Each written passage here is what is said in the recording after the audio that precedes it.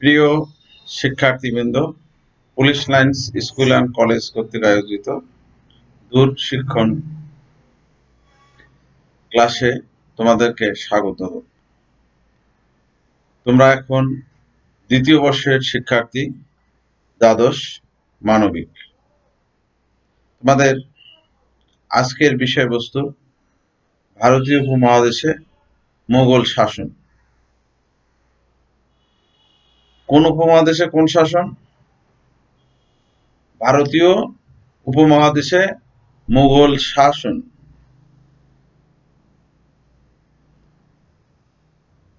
এবারে আমরা এখানে দেখতে পাই প্রথম শব্দটি এসেছে ভারতীয় উপমহাদেশ, তারপরে এসেছে মোগল শাসন। প্রথমে আমাদের স্থান সম্পর্কে পরিচিত হতে হবে।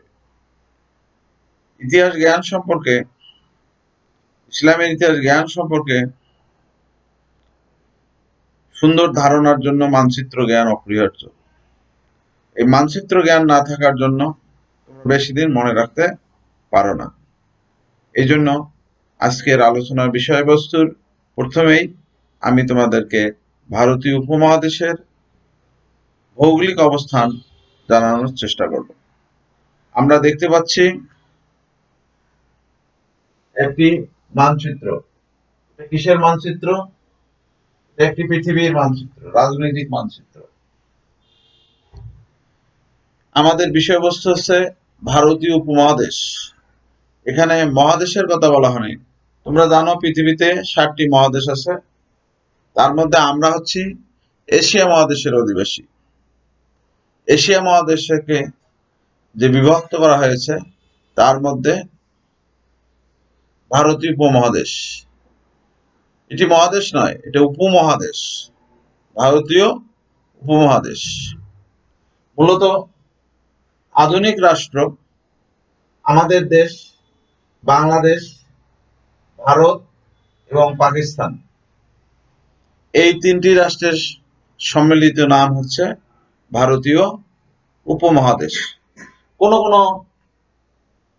ভূগোলবিদ নেপাল, ভুটান, আফগানিস্তানকেও ভারতীয় উপমহাদেশের অংশ বলেছে, কিন্তু বেশিরভাগ ঐতিহাসিক ও ভূগোলবিদদের মধ্যে শুধুমাত্র বাংলাদেশ, ভারত ও পাকিস্তান, এই 3টি স্থানকে ভারতীয় উপমহাদেশ বলা যাবে। আমাদের আলোচনার বিষয়বস্তু ভারতীয় উপমহাদেশে মোগল শাসন। তাহলে পৃথিবীর মানচিত্রে আমরা ভারতীয় উপমহাদেশ সম্পর্কে ধারণা লাভ করতে পারলাম। কি তোমরা এখনো অনেকেই বুঝতে পারছো না যে ভারতীয় উপমহাদেশ পৃথিবীর কোন জায়গায় অবস্থিত? আমি তোমাদেরকে একটি স্মরণ করে দেই। মানচিত্র পঠনের যে বৈজ্ঞানিক পদ্ধতি, মানচিত্রের উপরের দিকটি কোন দিক? উত্তর দিক। নিচের দিকটি দক্ষিণ দিক। হাতের ডান দিকটি পূর্ব দিক, হাতের বাম দিকটি পশ্চিম দিক। তাহলে ভারতীয় উপমহাদেশ কোন মহাদেশে অবস্থিত? আমরা কোন মহাদেশের অধিবাসী? এশিয়া মহাদেশের অধিবাসী। আর এশিয়া মহাদেশের কোন অংশটি আমরা তোমাদের আজকে পড়াবো? ভারতীয় উপমহাদেশ। তাহলে আমরা একটু ভারতীয় উপমহাদেশ দেখে নেই। আমরা আমাদের নিজেদের দেশ কি বাংলাদেশ, ভারত এবং পাকিস্তান, এই অঞ্চলটি ভারতীয় উপমহাদেশ নামে পরিচিত। এই ভারতীয় উপমহাদেশ বিভিন্ন সময়ে বিভিন্ন শাসক গোষ্ঠী শাসন করেছে, শাসনের নামে শোষণ করেছে। এখানে আগমন ঘটেছিল ডাচদের, এখানে আগমন ঘটেছিল ব্রিটিশদের, এখানে আগমন ঘটেছিল আরবীয়দের। বিভিন্ন বৈদেশিক শাসক এবং শোষক গোষ্ঠী এখানে আমাদেরকে শাসন করেছে। এই তারও মোগলরাও আমাদেরকে শাসন করেছে। মোগলরাও মূলত আমাদের এদেশের মানুষ না, তাদের আদি বাসস্থান ছিল কোথায়? মঙ্গোলিয়া। পরবর্তীতে তারা মঙ্গোলিয়া থেকে মধ্য এশিয়া আগমন করে, মধ্য এশিয়া থেকে আমাদের এই অঞ্চলে তাদের আগমন ঘটেছে। যাই হোক, ভারতীয় উপমহাদেশে কি শাসন? ভারতীয় উপমহাদেশে মোগল শাসন। মোগল শব্দের অর্থ কি? মোগল শব্দের অর্থ হচ্ছে নির্ভীক। মোগল বংশের প্রতিষ্ঠাতা কে ছিলেন বলতে পারবা? তোমরা একটু পাঠ্যসূচিটাও ভালো করে পড়ে দেখো না, পাঠ্যসূচিটি ভালো করে বারবার পড়ে দেখতে হবে, পাঠ্যসূচিটা অন্তরে গেঁথে নিতে হবে, তা না হলে ইতিহাসের ধারাবাহিকতা থাকবে না। ইসলামের ইতিহাস পড়ার জন্য পাঠ্যসূচিটি পড়া আবশ্যক, পাঠ্যসূচিটি অনেকটাই মুখস্থ করে রাখবা। আমরা দেখি মোগল বংশের প্রতিষ্ঠাতা ছিলেন জহিরুদ্দিন মোহাম্মদ বাবর। গোটা নামটা মনে রাখতে না পারলেও অন্ততপক্ষে ছোট্ট নামটি, নিকনেমটি বাবর নামটি মনে রাখবা। মোগল বংশের প্রতিষ্ঠাতাকে জহিরুদ্দিন মুহাম্মদ বাবর। এই জহিরুদ্দিন মুহাম্মদ বাবর কর্তৃক প্রতিষ্ঠিত রাজবংশই ভারতীয় উপমহাদেশে কি নামে পরিচিত? মোগল নামে পরিচিত। এই জহিরুদ্দিন মুহাম্মদ বাবর কর্তৃক প্রতিষ্ঠিত রাজবংশই ভারতীয় উপমহাদেশে কোন শাসন প্রতিষ্ঠা করেছিল? মুঘল শাসন প্রতিষ্ঠা করেছিল। কোন সাম্রাজ্য প্রতিষ্ঠা করেছিল? মুঘল সাম্রাজ্য প্রতিষ্ঠা করেছিল। আমি তোমাদেরকে মুঘল বংশের প্রাথমিক ধারণা দিতে চাই, পরে বিস্তারিত আমরা পরবর্তী ক্লাসে করব। অন্তত পক্ষে প্রাথমিক ধারণাগুলো তোমরা মনে রাখার চেষ্টা করো এবং সেগুলো মানসপথে গেঁথে রাখো, তা না হলে পরবর্তীতে তোমরা অনেক কিছুই বুঝতে পারবে না। আমরা এখানে দেখি মুঘল বংশের প্রতিষ্ঠাতা জহিরুদ্দিন মুহাম্মদ বাবর কখন ভারতীয় উপমহাদেশে শাসন ব্যবস্থা কায়েম করেছিলেন? কখন? 1526 খ্রিস্টাব্দ, তাই না? 1526 ভারতীয় উপমহাদেশের ইতিহাসে 1526 কেন বিখ্যাত? 1526 একটা যুদ্ধ হয়েছিল। কিসের যুদ্ধ? কোন পথের যুদ্ধ? সরু পথ, মোটা পথ, গলিপথ? কোন পথ? পানিপথের যুদ্ধ। পানিপথের প্রথম যুদ্ধ কখন হয়েছিল? 1526 খ্রিস্টাব্দে বা 1526 সালে। এই 1526 সালে যুদ্ধ কি এক পক্ষ হয়? না। কয়টা পক্ষ লাগে? অন্তত পক্ষে দুইটা পক্ষ লাগে। দুইয়ের অধিকও থাকতে পারে, কিন্তু কমপক্ষে হলে যুদ্ধ হতে হলে দুইটি পক্ষ থাকতে হবে।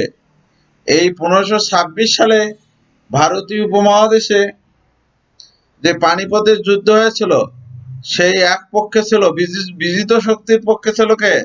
জহিরুদ্দিন মুহাম্মদ বাবর। আর পরাজিত শক্তির পক্ষে ছিল কে? ইব্রাহিম লোদি। এই ইব্রাহিম লোদি 1526 খ্রিস্টাব্দে পানিপথের প্রথম যুদ্ধে মুঘল সম্রাট কার নিকট? জহিরুদ্দিন মুহাম্মদ বাবরের নিকট কি করে? বিজয় লাভ করে? না, পরাজিত হয়। পরাজিত হয়ে কি হলো? সালতানাতের পতন ঘটে, উত্থান ঘটে কার? মুঘলদের। এই মুঘল অর্থাৎ জহিরুদ্দিন মুহাম্মদ বাবর কর্তৃক প্রতিষ্ঠিত মুঘল সাম্রাজ্য দীর্ঘ কতদিন ভারতীয় উপমহাদেশ শাসন করেছেন তোমরা কি বলতে পারবা? আমরা যদি একটু চার্টের দিক তাকাই, আমরা দেখব মুঘল শাসন 1526 থেকে শুরু করে কত সাল পর্যন্ত? 1858 খ্রিস্টাব্দ পর্যন্ত। 1858 খ্রিস্টাব্দ পর্যন্ত দীর্ঘ সময় ভারতীয় উপমহাদেশে শাসন করেছিলেন। সুতরাং মুঘলদের কাছে যেহেতু ভারতীয় উপমহাদেশ মুঘলরা দীর্ঘদিন শাসন করেছেন, সুতরাং কৃষ্টি, শিক্ষা, সাহিত্য, বিজ্ঞান, ধর্ম ইত্যাদির ক্ষেত্রে আমরা তাদের কাছে অনেক ভাবেই ঋণী।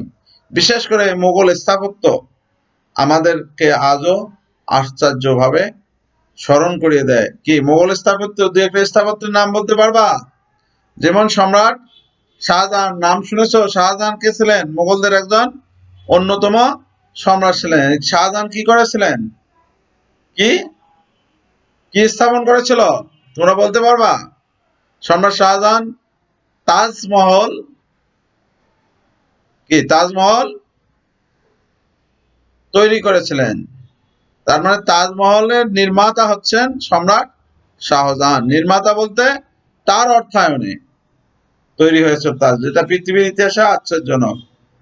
ভারতে যেটা দেখার জন্য অনেক পর্যটক আজ পর্যন্ত ভিড় করতেছেন এবং ভারত সেখান থেকে অনেক অর্থ উপার্জন করে। তোমাদের কখনো সুযোগ সুবিধা থাকলে এই মুঘল সম্রাট শাহজাহান কর্তৃক প্রতিষ্ঠিত তাজমহল দেখে আসতে পারো। ভারতে যারা যাবা তারা অনেক মুসলিম স্থাপত্য দেখতে পাবা, তার মধ্যে অন্যতম হচ্ছে তাজমহল। যাই হোক, মুঘল বংশের প্রতিষ্ঠা জহিরুদ্দিন মোহাম্মদ বাবর। তিনি 1526 খ্রিস্টাব্দে পানিপথের প্রথম যুদ্ধে কাকে পরাজিত করে? ইব্রাহিম লোদিকে পরাজিত করে কি করেছিলেন? মুঘল শাসন প্রতিষ্ঠাতা করেছিলেন। তা আমরা ধারাবাহিকভাবে মুঘল শাসকদের নাম জানা আমাদের অত্যন্ত গুরুত্বপূর্ণ। ধারাবাহিকভাবে মানে কার পর কে ক্ষমতায় এসেছে। তোমরা জানো ইতিহাসের একটা সংজ্ঞাও আছে। কি সংজ্ঞা? আমি এর আগে বলেছিলাম। ইতিহাস আমরা কাকে বলবো? কি মনে নেই? ঘটনার ক্রমিক ও বৈজ্ঞানিক বিবরণের নামই ইতিহাস। ঘটনার ক্রমিক ও বৈজ্ঞানিক বিবরণের নামই ইসলামের ইতিহাস। ঘটনা কিতে হবে? ক্রম থাকতে হবে, কোনটার পর কোনটা ঘটেছে, প্রথম দ্বিতীয় তৃতীয় চতুর্থ পঞ্চম এইভাবেই। তারপরে বর্ণনাটা হতে হবে বিজ্ঞান ভিত্তিক বর্ণনা, তাহলেই সেটা ইসলামের ইতিহাস বা ইতিহাস হবে। তা না হলে কিন্তু ইতিহাস হবে না। আমরা জানি মুঘল বংশের প্রতিষ্ঠাতার নাম জহিরুদ্দিন মোহাম্মদ বাবর। জহিরুদ্দিন মোহাম্মদ বাবর কতদিন ক্ষমতায় ছিলেন ভারতীয় উপমহাদেশে? তিনি ক্ষমতায় ছিলেন হচ্ছে 1530 থেকে 1556। 1530 থেকে 1556 পর্যন্ত ভারতীয় উপমহাদেশকে শাসন করেন মোগলদের কোন শাসক? জহিরুদ্দিন মোহাম্মদ বাবর। মুঘল বংশের প্রতিষ্ঠাতা কে ছিলেন? জহিরুদ্দিন মোহাম্মদ বাবর। এই সম্রাট বাবরের পরে যিনি ক্ষমতায় আসছেন তার নাম কি? বাবরের পরে ক্ষমতায় আসছেন তোমরা অনেকেই জানো, পাড়া প্রতিবেশীর মধ্যে অনেকেই এই নামে তোমাদের একটা কমন নাম, বাংলাদেশের ক্ষেত্রে একটি কমন নাম। সেটা কি? আকবর। নাকি ভুল বলেছি? তোমরা চার্ট মিলাতে পারোনি। বাবরের পরে ক্ষমতায় এসেছেন বাবরের পুত্র, কি নাম? হুমায়ুন। বাবরের পুত্র হুমায়ুন। এই বাবরের পুত্র হুমায়ুন শাসন করেছেন 1530 থেকে 1556 খ্রিস্টাব্দ পর্যন্ত। তাহলে প্রথম শাসক কে ছিলেন? জহিরুদ্দিন মোহাম্মদ বাবর। দ্বিতীয় মুঘল শাসক কে? বাবরের পুত্র হুমায়ুন। মজার ব্যাপার, এই হুমায়ুন কিন্তু দুইবার ক্ষমতায় এসেছিল, সেটা আমরা বিস্তারিত পড়ানোর সময় বলবো। কিন্তু তোমরা অন্তর্বর্তীকালীন সরকার, কেয়ারটেকার গভর্নমেন্ট, এইরকম একটি নাম শুনেছ? অর্থাৎ একটি সরকার আছে, তার মাঝখানে আর একটি সরকার আসা। এই মুঘলদের শাসন আমলে একটি অন্তর্বর্তীকালীন সরকার এসেছিল। তারা কিন্তু মুঘল না, তারা আফগান। কি নাম? শের শাহ। নাম শুনেছ? শের শাহর ভূমি বন্দোবস্ত ব্যবস্থা। আমরা আধুনিক যে ভূমি বন্দোবস্ত দেখতে পাচ্ছি, কোন জমি কার, কতটুক, ইত্যাদি ইত্যাদি, এটা শের শাহর আমল থেকে কিন্তু শুরু হয়ে আসছে। আমরা শের শাহর নিকট অনেকভাবে ঋণী। শের শাহ খুব ভালো শাসক ছিলেন। যাই হোক, বিস্তারিত আমি শের শাহ পড়াবো। অনেকেই যে জিনিসটা ভুল করো, অনেকেই সম্রাট শের শাহকে মুঘল বলে আখ্যায়িত করো। দুঃখজনক, সম্রাট শের শাহ কিন্তু মুঘল নয়। সম্রাট শের শাহ হচ্ছে আফগান। হুমায়ুনের কাছ থেকে কিছুদিনের জন্য ক্ষমতা লাভ করেছিল, পরবর্তীতে আবার হুমায়ুন ক্ষমতায় এসেছিলেন। তাহলে প্রথম মুঘল শাসককে? প্রথম মুঘল শাসক হচ্ছেন জহিরুদ্দিন মোহাম্মদ বাবর। আর দ্বিতীয় মুঘল শাসককে? সম্রাট হুমায়ুন। এই হুমায়ুনের কাছ থেকে কিছুদিনের জন্য ক্ষমতা লাভ করেছিল কারা? আফগানরা। আফগানদের মধ্যে কে শক্তিশালী শাসক ছিলেন? শের শাহ। আবার পরবর্তীতে হুমায়ুন ক্ষমতায় এসেছেন। তাহলে আমরা শের শাহকে মুঘল শাসক ধরবো না, শের শাহকে ধরবো অন্তর্বর্তীকালীন আফগান শাসক, যিনি ভারতীয় উপমহাদেশ শাসন করেছেন এবং তার শাসন ব্যবস্থা অত্যন্ত ভালো ছিল, অত্যন্ত জনহিতকর মানুষ ছিলেন তিনি। হ্যাঁ, তার নিকট ভারতীয় উপমহাদেশের মানুষ আজ পর্যন্ত ঋণী। তার প্রশাসন ব্যবস্থা, তার শাসন ব্যবস্থা অত্যন্ত দক্ষতার সাথে তিনি পরিচালিত করেছেন। এবার আমরা তৃতীয় মোগল শাসকের কথা আসি। হুমায়ুনের পর কে আসছেন? হুমায়ুনের পুত্র কি? আকবর। কি নাম? আকবর। তাহলে আমরা কয়জনের নাম পেলাম? ধারাবাহিকভাবে যদি প্রশ্ন করা হয়, ধারাবাহিকভাবে মুঘল সম্রাটদের নাম বলো, কি কি বলবা? 1 নম্বরে আসলো বাবর, 2 নম্বরে আসলো কে? হুমায়ুন, 3 নম্বরে আসলো কে? আকবর। তাহলে অন্তত মনে রাখো, বাবর, হুমায়ুন, আকবর। বাবর প্রথম শাসক, হুমায়ুন দ্বিতীয় শাসক, আকবর হচ্ছে তৃতীয় শাসক। এবারে আকবরের পরে আমরা যাকে পাই তিনি হচ্ছেন জাহাঙ্গীর। কি নাম? জাহাঙ্গীর, যিনি সেলিম নামে পরিচিত, মূল নাম সেলিম, পরবর্তী নাম হচ্ছে জাহাঙ্গীর। এই জাহাঙ্গীর হচ্ছেন মুঘলদের মধ্যে চতুর্থ শাসক। তানজিলা, তুমি অমনোযোগী, তুমি বলো দেখি মুঘল কয়েকজন শাসকের নাম বলো। ঠিক মতো বলতে পারছো না। রফিকুল, তুমি বলো। হ্যাঁ, তুমি ঠিক ঠিক বলো।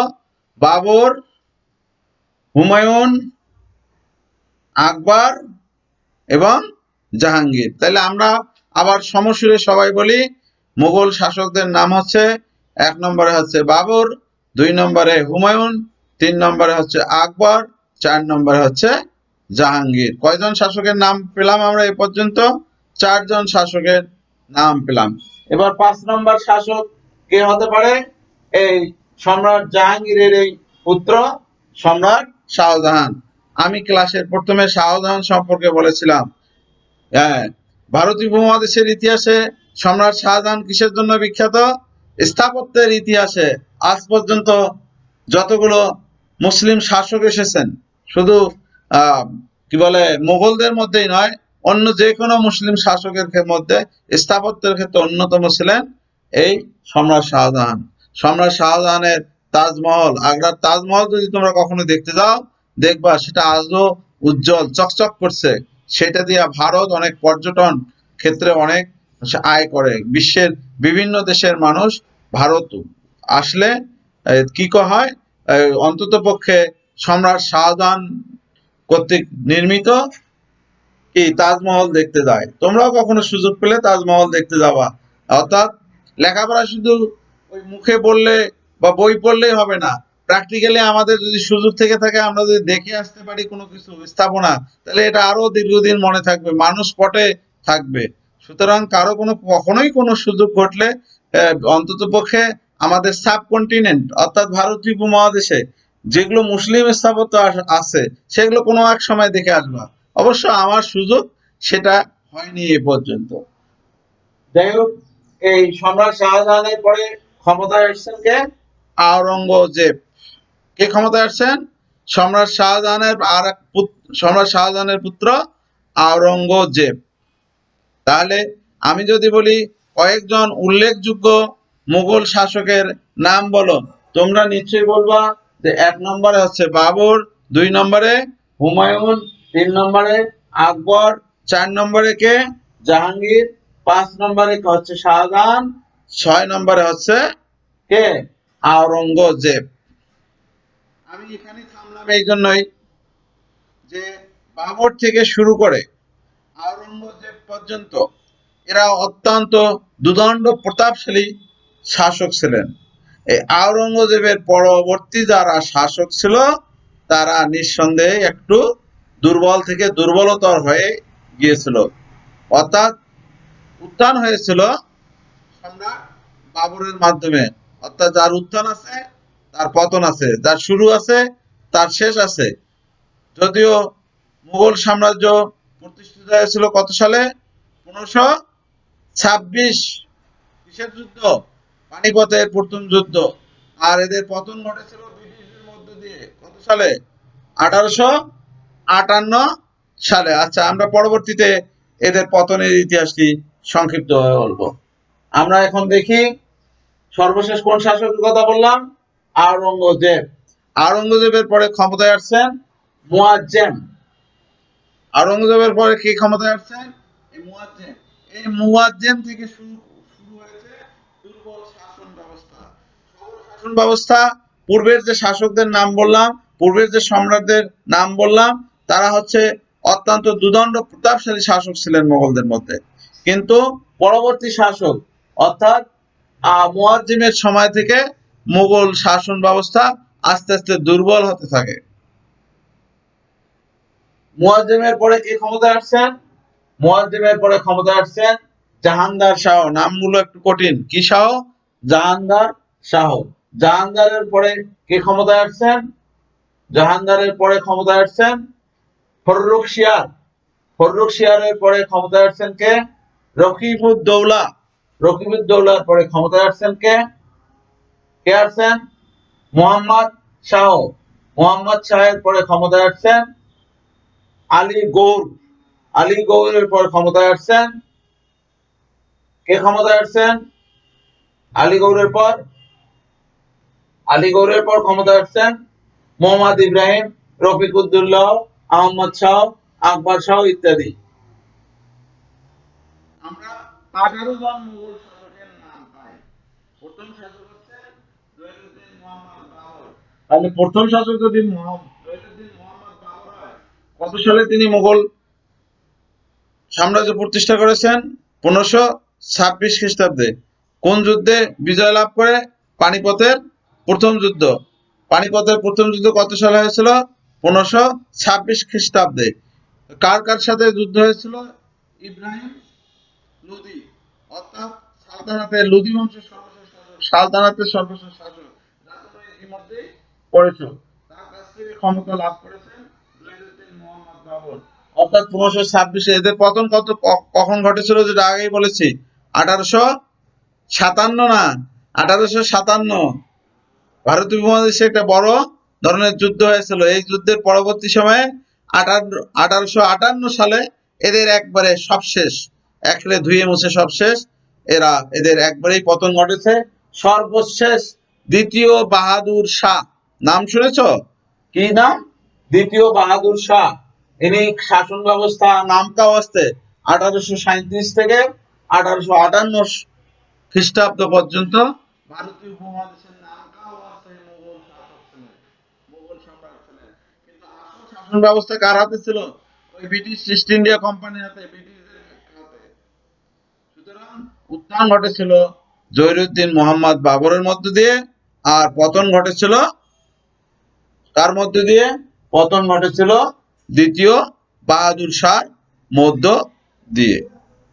তা আমরা অন্তত পক্ষে এইটুকুই জানবো যে ভারত উপমহাদেশে মুঘল শাসন ব্যবস্থার ক্ষেত্রে সবচেয়ে বেশি অবদান ছিল জহিরুদ্দিন মোহাম্মদ বাবর। জহিরুদ্দিন মোহাম্মদ বাবর 1526 খ্রিস্টাব্দে পানিপথের প্রথম যুদ্ধে ইব্রাহিম লোদিকে পরাজিত করতে না পারলে ভারতীয় উপমহাদেশে মুসলিম শাসন প্রতিষ্ঠা করতে পারতেন না। 1526 খ্রিস্টাব্দে জহিরুদ্দিন মোহাম্মদ বাবর ভারতীয় উপমহাদেশে যে মুঘল রাজবংশ, মুঘল সাম্রাজ্য প্রতিষ্ঠা করেছিলেন, এটা টিকে ছিল 1858 খ্রিস্টাব্দ পর্যন্ত। সুতরাং ভারতীয় উপমহাদেশের প্রথম মুঘল শাসক হচ্ছে জহিরুদ্দিন মোহাম্মদ বাবর। মাঝখানে আরো কতজন ছিল? আরো 16 জন ছিল। 16। জহিরুদ্দিন মোহাম্মদ বাবর এক, মাঝখানে আরো 16 জন, মোট হলো 17 জন। আর সর্বশেষ হচ্ছে দ্বিতীয় বাহাদুর শাহ। উত্থান ঘটেছিল সম্রাট বাবরের মধ্য দিয়ে, পতন ঘটেছে দ্বিতীয় বাহাদুর শাহের মধ্য দিয়ে। আমাদের এই মোগল শাসকদের নামগুলো এবং শাসনকাল এটা খুব সুন্দর করে মনে রাখতে হবে, না হলে ধারাবাহিকতা থাকবে না। কে আগে কে পরে, কে কার পুত্র, কে কিভাবে আসলো, এটা হচ্ছে প্রাথমিক জ্ঞান। এই জ্ঞানটা না থাকলে পরবর্তীতে ভেতরের পড়াশোনাগুলো আমরা যদি উল্টাপাল্টা পড়ি তাহলে ধারাবাহিক থাকবে না। শুধু পরীক্ষায় পাশের জন্য, পরীক্ষায় এ প্লাস পাওয়ার জন্য তোমরা যদি কোনো অংশ বাদ দাও তাহলে ইতিহাস পড়ে, ইসলামী ইতিহাস পড়ে মজা পাওয়া যাবে না। অন্তত পক্ষে কম বেশি তোমাদের পাঠ্য বইটি সুন্দর করে এক বা একাধিকবার রিডিং করে দেখতে হবে। যেখানে বুঝতে পারবা ভালো কথা, যেখানে বুঝতে পারবে না সেই না বোঝা অংশগুলো লিখে রাখবা। পরবর্তীতে আমি এবং আমরা সবাই মিলে সেগুলো শেয়ার করব কোথায় কে বুঝতে পারছো না।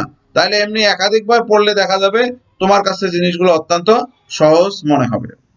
তাহলে আজকের অন্তত পক্ষে প্রাথমিক জ্ঞানটি যেটি, যে ভারতীয় উপমহাদেশে মুঘল সম্রাটদের যে ধারাবাহিক নামগুলো, এগুলো আমরা সবসময় মুখস্থ রাখবো। উল্টাপাল্টা করলে কখনোই চলবে না। কি বুঝাইতে পারছি?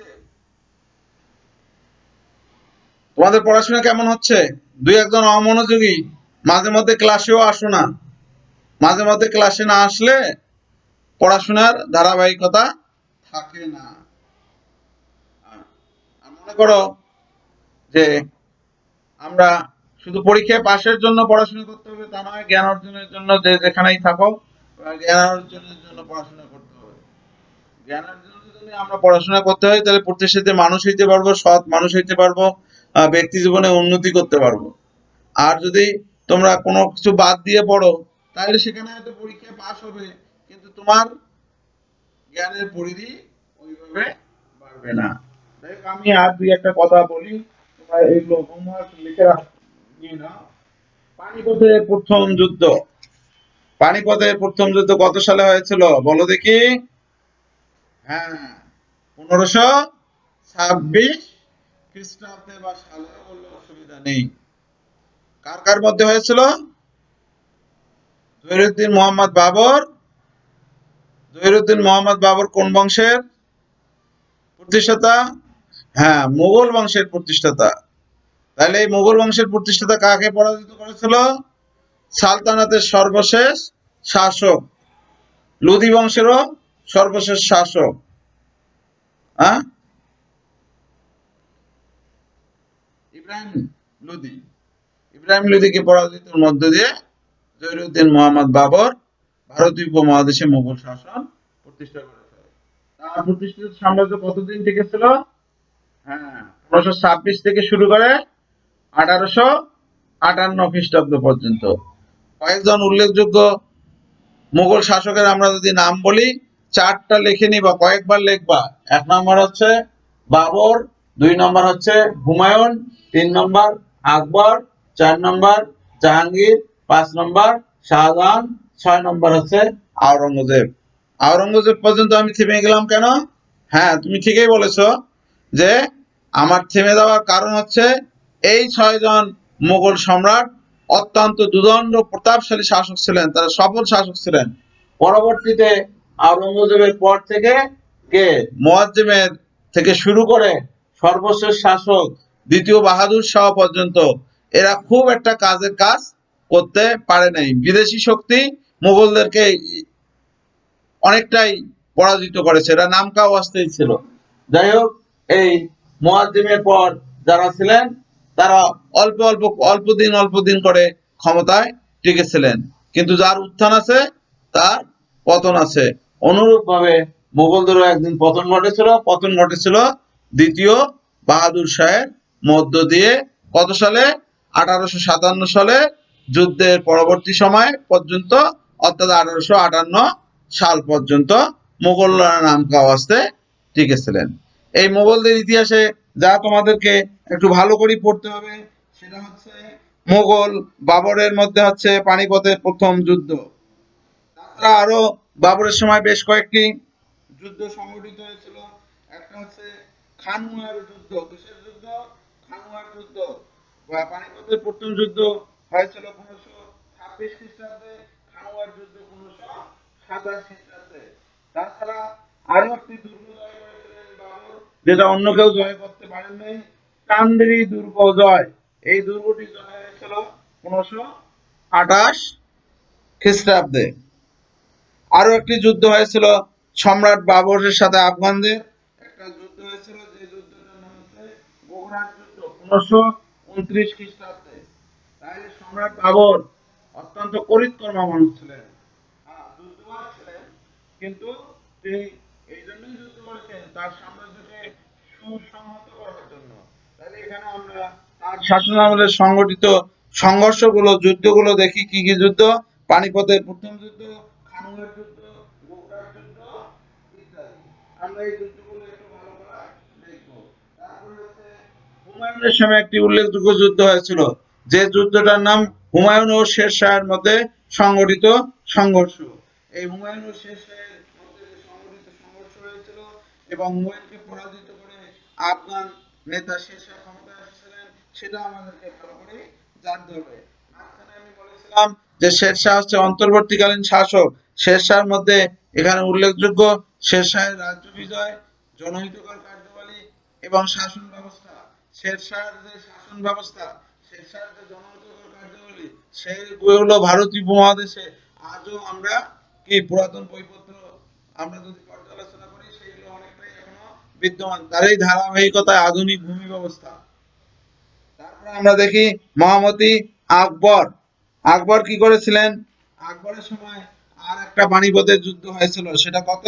1556 খ্রিস্টাব্দে পানিপথের আরেকটি যুদ্ধ হয়েছিল সম্রাট আকবরের সময়। যাই হোক, আজকে প্রায় আমাদের ক্লাসের সময় শেষ হয়ে গেছে, আমরা খুব বেশি বলবো না। সর্বোপরি তোমাদের সকলের সুস্বাস্থ্য কামনা করি। কারণটাই হচ্ছে সুস্থ দেহ সুস্থ মন। পড়াশোনা খেলাধুলা ইত্যাদি সবই করতে হবে, শুধু পড়াশোনা নিয়ে মেতে থাকলে হবে না। খেলাধুলা আনন্দ ফুর্তি ইত্যাদি সব করতে হবে, কিন্তু এগুলো হচ্ছে নিয়মতান্ত্রিক ভাবে, কোনোটাও অনিয়মে। আর সর্বোপরি আমরা ইসলামের ইতিহাস পড়বো, অন্যান্য সব বিষয় পড়বো। এগুলো সবার ক্ষেত্রে যেটা দরকার, নিজেকে ভালোবাসতে হবে, রাষ্ট্রকে ভালোবাসতে হবে, সমাজকে ভালোবাসতে হবে, বয়স্কদেরকে ভালোবাসতে হবে, প্রকৃতিকে ভালোবাসতে হবে। এই প্রকৃতিকে ভালোবাসার সাথে যারা প্রকৃতি মানুষ, তারা হচ্ছে বেশি বেশি করে গাছ লাগাও। বিশেষ করে মাননীয় প্রধানমন্ত্রীর যে নির্দেশনা, একটি করে ফলস, একটি করে বনজ, আর একটি করে ঔষধি গাছ লাগাও। তাহলে আমাদের তাত্ত্বিক শিক্ষার সাথে সাথে আমাদের বাস্তব শিক্ষা ও সুসংগঠিত হবে। ব্যক্তিকে, দেশ এবং জাতিকেও আমরা অনেক কিছুই দিতে পারবো। দেশপ্রেমিক মানুষ ছাড়া দেশের কোনো উন্নয়ন হয় না। আমরা যদি 1971 সালে আমাদের মহান মুক্তিযুদ্ধ সংগঠিত হয়েছে, জাতির জনক বঙ্গবন্ধু শেখ মুজিবুর রহমান কি বলে গোটা জাতিকে সুসংগঠিত করে একটি রাষ্ট্রকে স্বাধীন করেছেন। তিনি আমাদেরকে একটি জাতীয় পতাকা দিয়েছেন, তিনি আমাদেরকে পৃথিবীর মানচিত্রে একটি স্থান করে দিয়েছেন, তিনি আমাদেরকে একটি জাতীয় সঙ্গীত দিয়েছেন। তার আদর্শ ছিল শোষণমুক্ত সমাজ ব্যবস্থা। সুতরাং মুক্তিযুদ্ধ একটি চলমান প্রক্রিয়া। আমরা যদি আমাদের আর্থিক অবস্থার উন্নতি ঘটাতে পারি, নিজেদের অবস্থার উন্নয়ন ঘটাতে পারি, তবেই আমরা মানুষ হিসেবে সার্থক হতে পারবো। আর মুঘলদের কাছ থেকেও আমাদের একটা আউটপুট আছে, তাদের কাছ থেকেও অনেক কিছু শিক্ষার আছে। যা কিছু ঘটেছে সেগুলো মুঘলরা তাদের দেশকে ভালোবাসতে বলে আমাদের সমর্থন পেয়েছে। সুতরাং তোমাকে আমাকে নিজেকে ভালোবাসতে হবে, আমাদের উন্নতি ঘটাতে হবে, তবেই আমরা আন্তর্জাতিক বিশ্ব মঞ্চস্থ করে দাঁড়াতে পারবো। পরবর্তী ক্লাসগুলো তোমাদের ব্রিটিশ শাসন ব্যবস্থা, ভারতীয় উপমহাদেশে ব্রিটিশ শাসন ব্যবস্থা, এই সম্পর্কিত বিষয়ে আমরা আলোচনা করব। তোমরা সে সম্পর্কে একটু তোমাদের পাঠ্য বই পড়ে দেখবা, প্রিপারেশন নিয়ে আসবা, খাতা কলম সাথে রাখবা। আর কোনো কিছু প্রশ্ন করার থাকলে আমাকে মোবাইল ফোনে বলবা, ইন্টারনেটের মাধ্যমে অন্য কোনো তথ্য উপাত্ত দিয়ে আমার কাছে জেনে নিবা, কিংবা বন্ধু বান্ধবের কাছে জেনে নিবা। আমার মোবাইল নাম্বার যদি ইতিপূর্বে অনেকে ভুলে গেছো কিংবা লিখে রাখতে পারো নাই, আমার মোবাইল নাম্বারটি লিখে নাও, যাতে তোমাদের সাথে আর কিছু না হোক, অন্তত লেখাপড়ার বিষয়ে শেয়ার করতে পারি। দীর্ঘদিন ধরে আমরা আমাদের কলেজ আছে, আমাদের করোনা ভাইরাসের কারণে ছুটি আছে, আমরা ইচ্ছা করি এটা করি নাই। এটা গোটা বিশ্বে প্রতিষ্ঠানগুলো বন্ধ আছে। আগে আমাদেরকে বাঁচতে হবে, সংক্রামক ব্যাধিকে আমাদের প্রতিহত করতে হবে, তারপর অন্যান্য দিকে আমাদের জ্ঞান বৃদ্ধি করতে হবে, লেখাপড়া বাড়াইতে হবে। আমার মোবাইল নাম্বার হচ্ছে 01716591437। তো সবাই ভালো থাকো, সুন্দর থাকো, লেখাপড়া